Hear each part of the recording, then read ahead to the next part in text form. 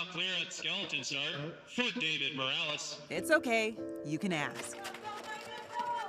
How in the world did Deyvid Morales wind up here? Like, instead of being on a seat in the car going 80 miles per hour, just imagine yourself being at the level of the tire and your chin just kind of like touching the ground, swerving, going up G-forces. As a professional skeleton slider, he's used to diving headfirst down a mile of ice. On a sled, which I compare it to kind of like a lunch tray.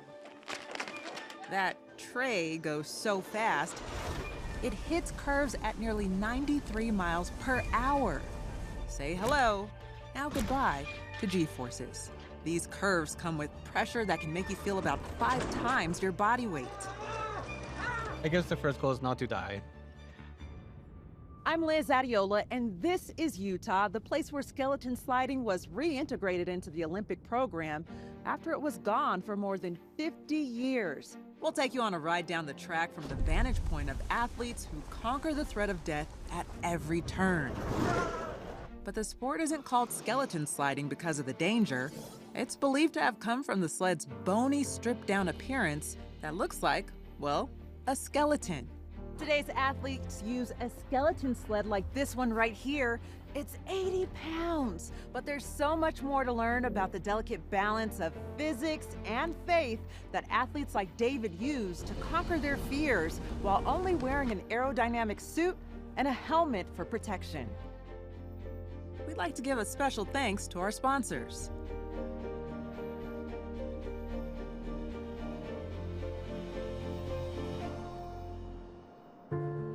This track is the one with the highest elevation in the world, and so our ice is very different. I think it's pretty nerve-wracking just looking at it, just knowing that like the snow is covering it and I can't even see the bottom of it, but I know I'll be down there. And also when I'm down there, I look up and I see how big it is.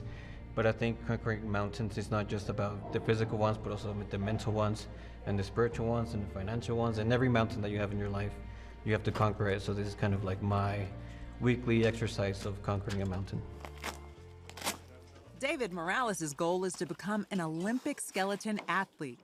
His uniform and helmet inspired by that of the Luchador, or Mexican professional wrestler. When your body's like up in a wall, it does feel like you're a superhero. It's one way he pays homage to the country where he was born, the country he wants to represent on the world stage, Mexico. I had a very big crash last month, and they just ripped it off. I went up a wall really high, and then I crashed into the cement. This is his backup suit, and his sled is one that isn't really formatted for his body. The sled, it was about $6,000, but if you want a sled that's made for you, which you should, it's about like $10,000, $12,000. It takes a lot to have your dreams become a reality. Let's talk about the Olympics and the journey, the path to get there. I reached out to many athletes, including the ones that have represented Mexico in the past, and I didn't hear back from anybody. I reached out to the Mexican Olympic Committee through emails. I even went to visit them in Mexico, but I didn't get any response. That was discouraging until I met Akwasi. My name is Akwasi Frimpong, Ghana's first skeleton Olympian, first Black person male in the sport of skeleton to compete at the Olympic Games, first Black male skeleton Olympian from Africa out of 1.4 billion people. So when you get an email asking for advice on how to get started in this, what do you say? Well, first of all, when I see a message like that, I'm like, I'm doing something right, which basically means being able to showcase what it means to go after your goals and dreams, regardless of your background, your circumstances. Years ago, I saw him make his Olympic dream come true, and he was my aspiration to compete in this sport. Deyvid is an incredible young man who's very passionate, a super hardworking guy who always trying to figure out to make things happen regardless of the circumstances. Something that I have always, done as well, fought for my goals and dreams is something he's doing. And it's great just to see that after so many years with the lack of, like I said, funding, coaching, all these different things that are super hard, that he's still pushing through. He's very resilient. Akwasi made sure Deyvid locked in with the right officials to get on track to sliding as a professional athlete. There's a lot of the athletes that I now work with. They're like, yeah, I wanted to be an Olympian since I was 5 years old, or I saw it on TV when I was a little kid, but that's not me. David's parents brought him to the U.S. when he was just 9 years old. Hey everyone, this is Deyvid Morales from DACA Scholars. I just wanted to give you an update about two main issues that happened this week. He's faced deportation 4 times. I was on my way to this Bible college that I was going to study for 2 years, and I was just 45 minutes away, and all of a sudden now I'm in a prison. I was upset. It's one of those like, why God moments, even though I try to be as grateful as I could be even in those dark times. And all 4 times, he beat the case, securing his green card through DACA, the Deferred Action for Childhood Arrivals program. It's a fight that left him with crippling anxiety while also sparking a desire within him to overcome the impossible and help other people do the same. It wasn't until I got my green card that I was able to expand my dreams and think of things that I could do to not only challenge myself, but as well to represent my people. I've struggled with a lot of anxiety in the last couple of years. I think going through my legal battles with deportation in the past couple of years also, the current situation with immigration trying to deny, even though I'm a green card holder now, there's still, a possibility that me or my family could face deportation. And we don't have these tracks in Mexico. This is the only place that I could come train, and this is my home. I don't want to be away from this track. Also, the financial part of the sport. Every time we slide, it's about $100 for a day, so it does add up, and especially not counting with any support from your country is very difficult, so I have to rely on local sponsors.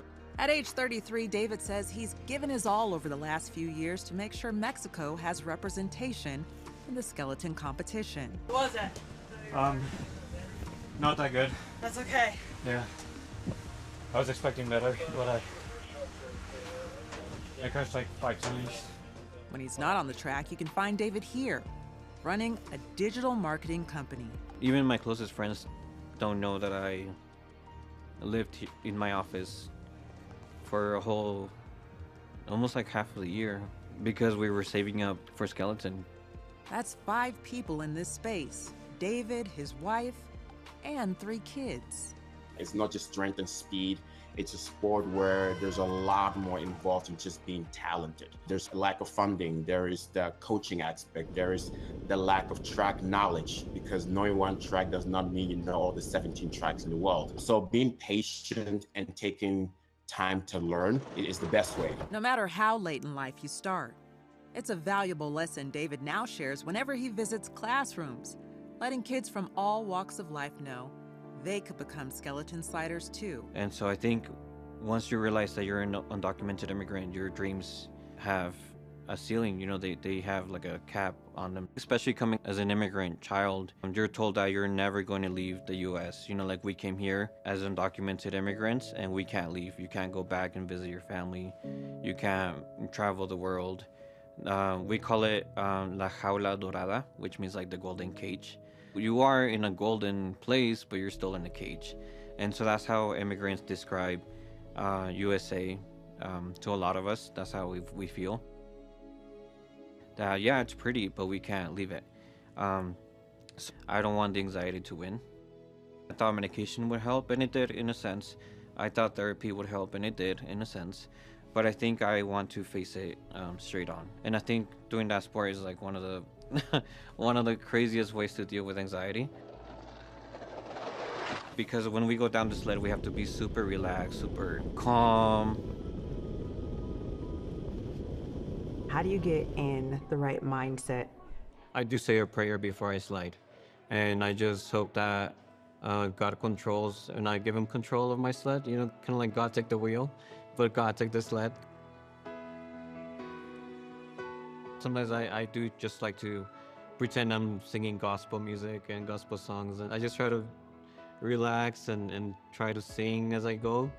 But there is times where, like I might be in the middle of a prayer, and then the F word might come out, and then it goes back to prayer. So I've heard of it, cussing Christians. I've heard of it before. Yeah. This is like a mile long of a track, and we go down in 50 seconds. there's not a lot of time to think, but if I think ahead, then that kind of gets me overwhelmed sometimes.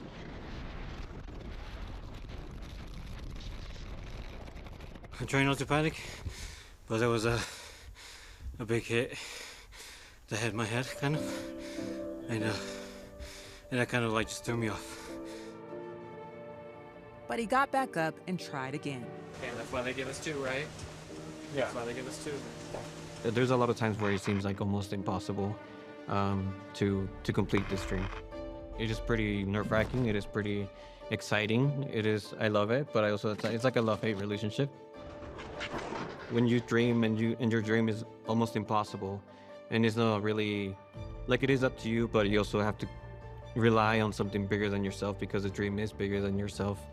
I think that's what puts me in a better, closer relationship with God, is always doing things that are impossible and knowing that without him I can't do it. I think just being able to make it to the team and be considered a professional athlete is something that I never thought I would do.